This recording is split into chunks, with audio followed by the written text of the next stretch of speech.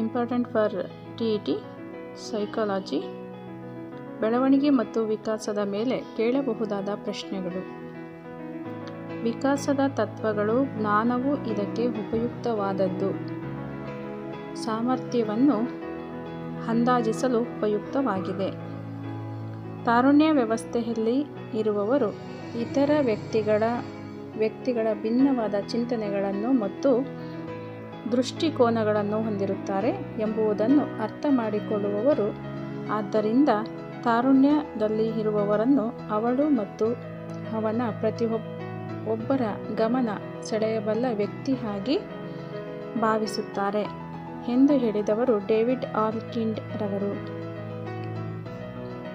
ಕಾಲ್ಪನಿಕ ಶತ್ರುಗಳು ಎಂದು ಕರೆದಿದ್ದಾರೆ.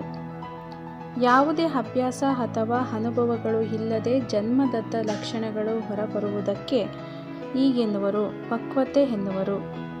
ಜ್ಞಾನಾತ್ಮಕ ಘಟಕಕ್ಕೆ ಸೇರದೇ ಇರುವ ಅಂಶ ಆಹಾರ ಮತ್ತು ಪೋಷಣೆ. ವಿಕಾಸ ಮತ್ತು ಬೆಳವಣಿಗೆಯನ್ನು ಪ್ರಭಾವಿಸುವ ಜೈವಿಕಾಂಶ ಪರಿಪಕ್ವತೆ.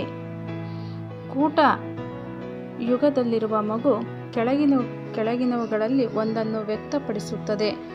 ತನ್ನ ಸಮೂಹದತ್ತ ಬದ್ಧತೆಯನ್ನು ವ್ಯಕ್ತಪಡಿಸುತ್ತದೆ. ಮಗುವಿನ ವಿಕಾಸಕ್ಕೆ ಕಾರಣ ಪಕ್ವತೆ ಮತ್ತು ಕಲಿಕೆಯ ಅನುಭವ. ಶಿರಪಾದಾಭಿಮುಖ ವಿಕಾಸದ ತತ್ವ ಎಂದರೆ ವಿಕಾಸದ ತಲೆ ಕಡೆಯಿಂದ ಕಾಲಿನ ಬೆರಳುಗಳ ಕಡೆಗೆ ಸಾಗುತ್ತದೆ. ಭೌತಿಕ ವಿಕಾಸದ ಪ್ರಕ್ರಿಯೆಯಲ್ಲಿ ಮೊದಲು ಮಗುವಿನ ನಿಯಂತ್ರಣಕ್ಕೆ ಒಳಪಡುವುದು ಶಿರ. ಒಂದು ಮಗು ತನ್ನ ಸಮವಯಸ್ಕರಿಗಿಂತ ಉಚ್ಚಾರಣೆ ಮತ್ತು ಪದ ಸಂಪತ್ತಿನಲ್ಲಿ ಹಿಂದೆ ಉಳಿದಿದೆ. ಇದಕ್ಕೆ ಕಾರಣ ಪಕ್ವತೆಯ ಕೊರತೆ. ಹಸುಳೆತನ ಹಂತದ ಅವಧಿ ಜನನದಿಂದ 3 ವರ್ಷಗಳು. ವಿಕಾಸದ ಅರ್ಥ ಜೀವನ ಪರ್ಯಂತ ಕ್ರಮಬದ್ಧ ಹಾಗೂ ಪ್ರಗತಿಪರ ಬದಲಾವಣೆ. ಒಂದು ಮಗುವಿನ ಆರಂಭಿಕ ವಿಕಾಸ ಶಿರಪಾದಾಭಿಮುಖ ವಿಕಾಸ. ವಿಕಾಸದ ಕಾರ್ಯಗಳು ಮತ್ತು ಪರಿಕಲ್ಪನೆಯನ್ನು ಮೊದಲು ಪರಿಚಯಿಸಿದವರು ರಾಬರ್ಟ್ ಹ್ಯಾವಿಂಗ್ ಅರ್ಸ್ಟ್.